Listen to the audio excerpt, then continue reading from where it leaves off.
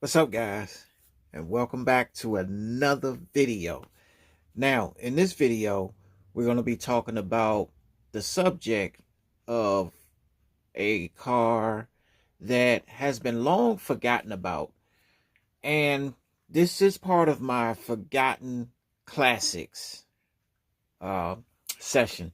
So we're going to get into this video, but before we get into this video, I would like for you to like, comment, and subscribe.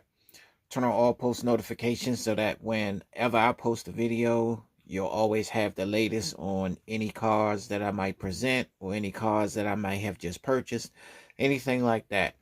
But let's get into this video because I think this is one of the very forgotten models that I think a lot of people may remember. Check this out. So this is a Chrysler LHS. Of course, it did not come in this color. I actually put this together myself. And as you can see, it looks really nice. Like the nice red on it. Now, this car actually has a backstory to it. And I'm just going to give you a little bit of a backstory to this car. So one day I was searching on Mercari. I'm quite sure a lot of y'all are very familiar with that website, Mercari. And there was this lady who was selling a bunch of old cars. They all was inside of this big cardboard box, and she was giving all of it together for one price. So I found it very interesting because when I first stumbled upon it, I spotted that Chrysler LHS in the box as I was thumbing through the pictures. So I wanted the box automatically out of nowhere because I seen the car itself and I wanted it. And so nothing was going to stop me from getting it. So anyway, I inquire about it and I tell her, well, yes, I'm very interested in buying the whole box, but I knew right then and there my interest was only in acquiring the LHS. But because she was selling the whole box as a package deal, I was willing to pay for the whole box just for the Chrysler. So what happened was she said, okay, you can get the box. Now, I'm already anticipating that I'm getting this Chrysler LHS in the box with everything because her ad specifically says you get what you see. What you see is what you get. So now I see that the Chrysler is inside the box with all the other models and everything else.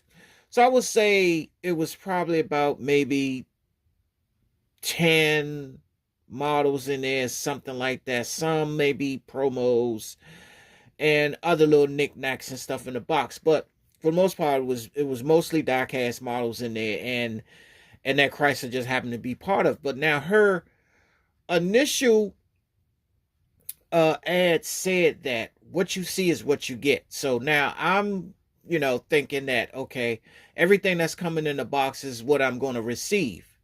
So fast forward, I tell her I want the box and I want everything. So she gets back with me after confirming that she was going to sell me the box. She comes back to tell me 20 minutes later, oh, P.S. side note, the Chrysler LHS is not included in the package as somebody else wants the Chrysler LHS. So now at this point, I'm a little bit upset because I had already inquired about the box and the Chrysler was in the box, and you didn't live up to your ad because your ad specifically says what you see is what you get. So when you put it like that, that means everything that comes in that box is what you should be receiving. That is the notion I got when I read her ad. But when she said that the Chrysler was not part of the package, then you're false advertising at some point, because when she said that the Chrysler was in the box the whole time with all the rest of the stuff.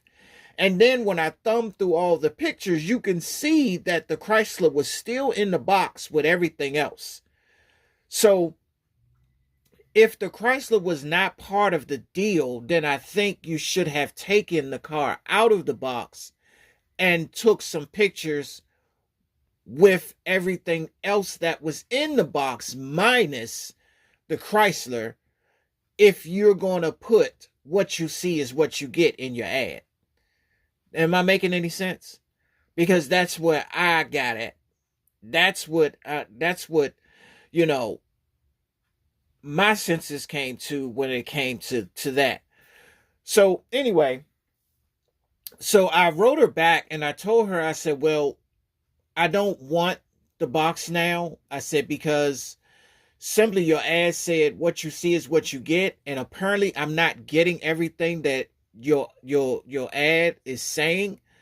And then plus your pictures show that the Chrysler was in the box at the time that your ad says what you see is what you get. So if I'm not getting the Chrysler, that means I'm not getting everything that you said is in the ad. So therefore I don't want the box. And so that's what I wrote her. I sent her a text and sent it off. Now, this is how bizarre this thing works. So the very next day, I get a text from her from the Mercari app. And somebody said, yeah, they messaged you about the lot of cars in the box. I was like, okay, well, let me just go read this message real quick to kind of see what it says. And so she get back to me and says, well, the person who inquired about the LHS backed out at the last second. They didn't come through like they said. So now I am including the Chrysler back into the package deal.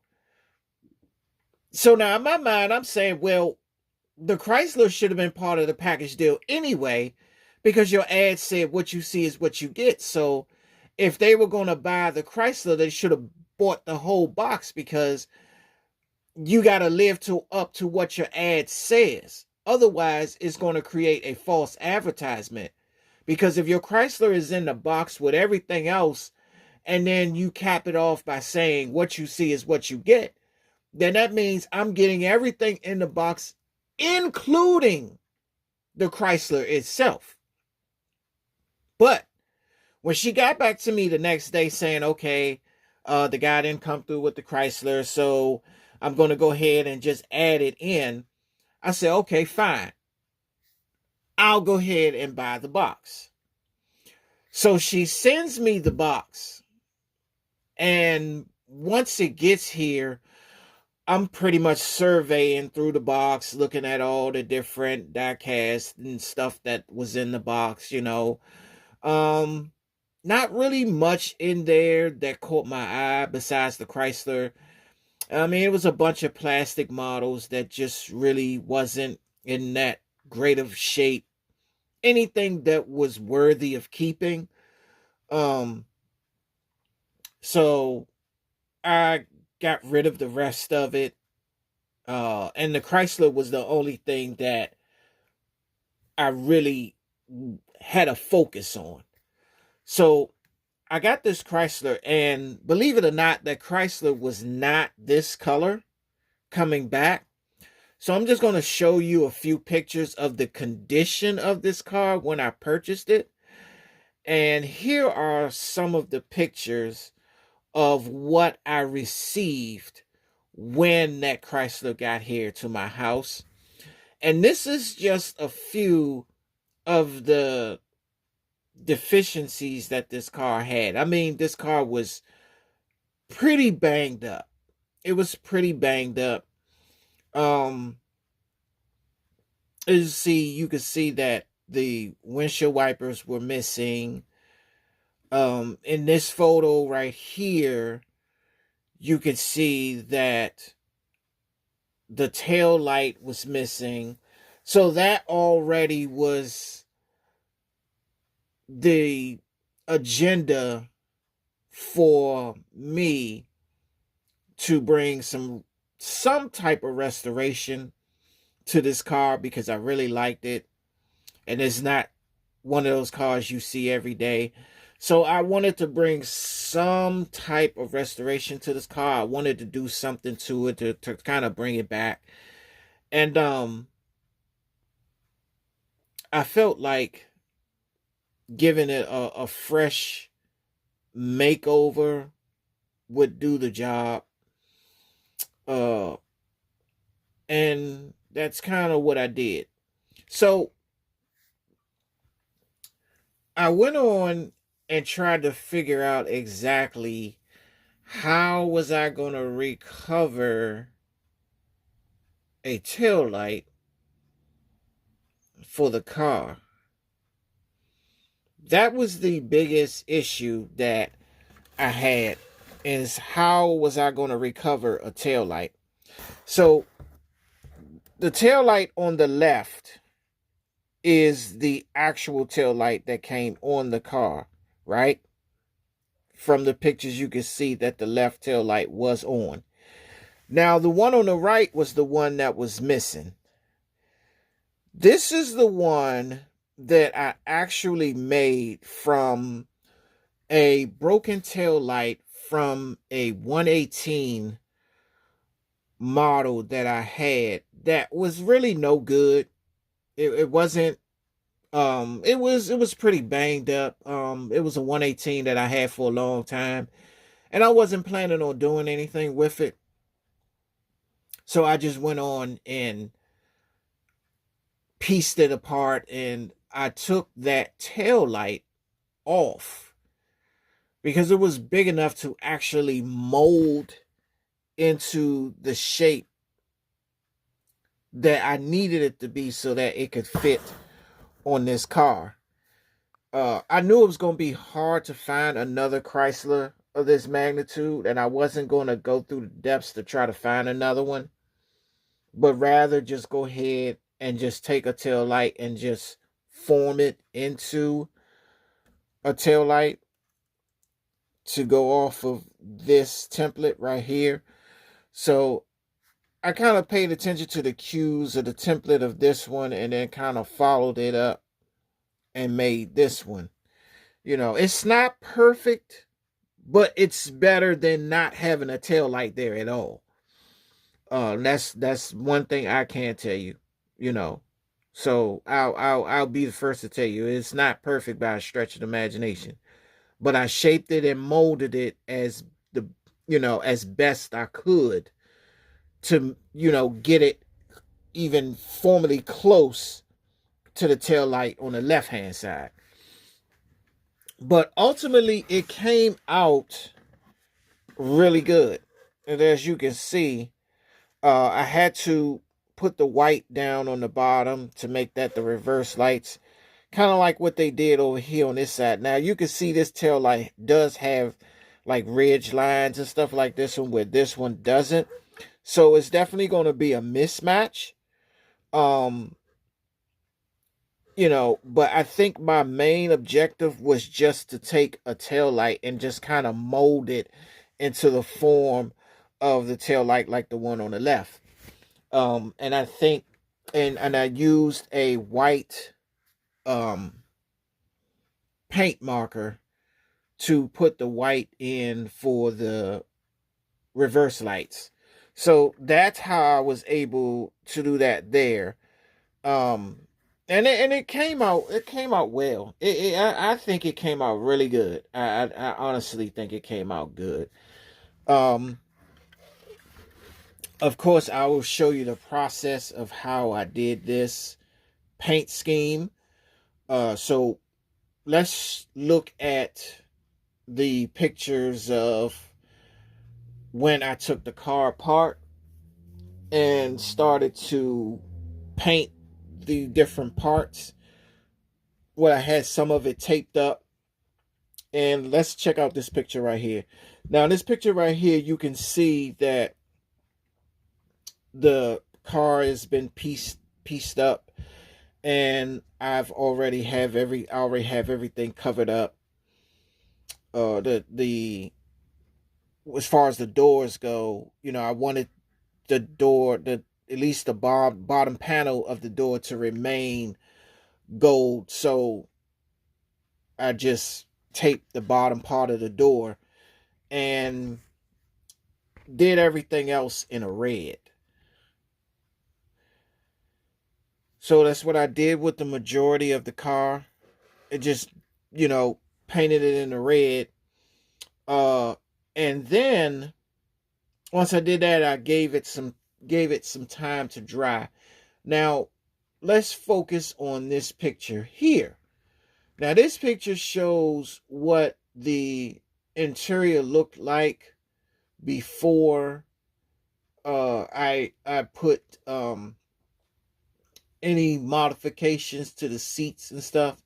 Oh, and by the way, too, these wheels, believe it or not, these wheels I had in a junk box that come from it was a 25th anniversary. I want to say it was a 25th anniversary Camaro plastic model that I had, and it just had parts in it, but it had all the wheels. All the wheels were unused. So I took the wheels from that Camaro and I used it on this Chrysler. So I put those on here, and they worked perfectly. And it made the car look absolutely good with those wheels. I think those wheels look so good on that Chrysler. They look really good on there. Like, it actually made the car stand out with those wheels on there. I think it looks absolutely good with those wheels. You know, um, so I definitely like the decision to put those wheels on there. Okay, so back to the process at hand. I did do a paint scheme of red. As you can see in these pictures, I did the paint scheme and everything. Um, I also did the interior. Okay, so the interior was the focus. Now, with the interior, I did a burgundy color. It was a matte finish. It wasn't like a gloss. And as you can see in the picture here, you can see the finish of the gloss. I mean, of the matte finish on the seats, how it looks and everything. Now, this was before I even put the shell of the body on top and everything. But this is how the seats came out afterwards. I did add a little bit of brown to it to kind of give that burgundy its luster and its look. So I think the brown fit in quite well with it. It meshed really good with the burgundy color. So I think that also blended in very well. Um, it was just a no-brainer. So that is what the interior eventually turned into, was that, and I'm quite satisfied with how that turned out. And so another deal was the windshield wipers. Now, the windshield wipers actually came off another model too. The windshield wipers were part of a plastic model set that was already put together, but I didn't need the windshield wipers. So I did use the windshield wipers for this model. Now, I'm not completely done with it at this point because I still haven't found the right mirrors to put on it yet. I'm still in the process of looking for some mirrors to put on the car. So it's not completely done yet. I still have to make some modifications to it. I still gotta do the finishing touches to it, if you will, to really make it stand out. But I think in hindsight, most of the modifications has already been done. I think it just needs to be tweaked a little bit here and there. Like I said, with the mirrors need to be put on.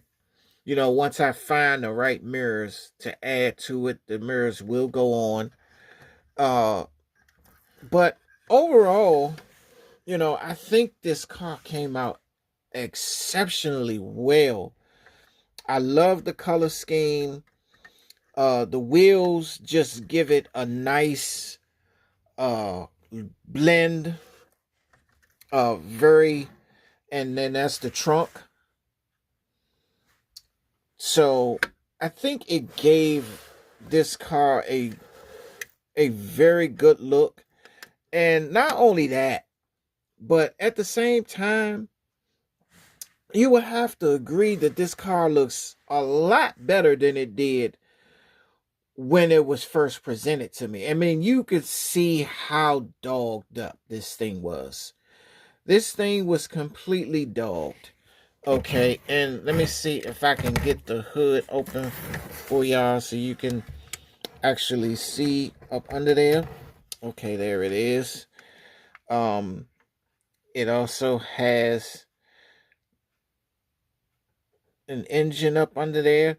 Now, I do have another forgotten classic that has this same engine that will be coming to the channel soon, and I will be presenting it to you guys when the time comes. You might know what car I'm talking about that has this same engine. If you have this car in your collection and you see this engine, then you know exactly which car I'm talking about. But if you're not hip to what I'm talking about, you will see later on in a video, in a Forgotten Classics video. So this is my Chrysler LHS, and you can see just how the transformation of this car has come.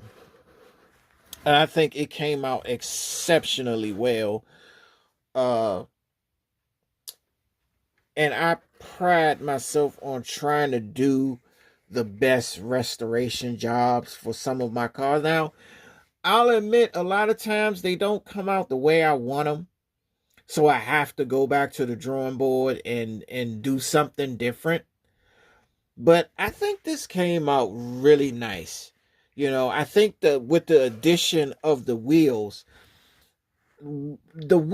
actually came right on time, because if I hadn't thought about using wheels from a plastic model, then I probably would have went back to the originals.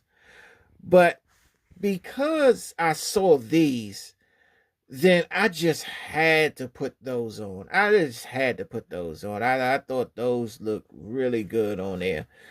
And I think I did another good job with the tail lights. I think the tail lights, to me, is my biggest accomplishment for this car, because it would be hard to find a tail light for this LHS, especially if you're trying to find a junk LHS to replace the tail light. And then it's not many places you're going to find a tail light for this. So I think in a sense of just taking an old taillight from a 118 model that I had and constructing it into the taillight that you see before you is amazing. So I was able to do this and mold it into this taillight using the template from the one on the left. And so it came out good. Like I said, it may not be the same texture where this one has the lines in it and this one doesn't, but I'm just satisfied simply with the fact that it has a tail light, period. I would rather have a mismatched tail light that has the form and the shape than to not have a tail light at all, because it won't look right without a tail light. So, like I said, other than that, I think the car came out absolutely gorgeous. And like I said, the only thing that I have to find now is 2 mirrors for the sides. I think at some point I will find the right mirrors for this car. And this car will be absolutely put together the way that I want it. As you can see, the interior with the brown and with the burgundy, you can see it. Of course, you know all 4 doors open on this. It's also the same as just as the other forgotten classic that I have, that at some point I will show you guys. And this other classic kind of runs along the same lines as this Chrysler LHS here. So that is my Chrysler LHS. This is from, you can see right there. Let's turn it this way so you can get a better shot of the company who manufactured this car.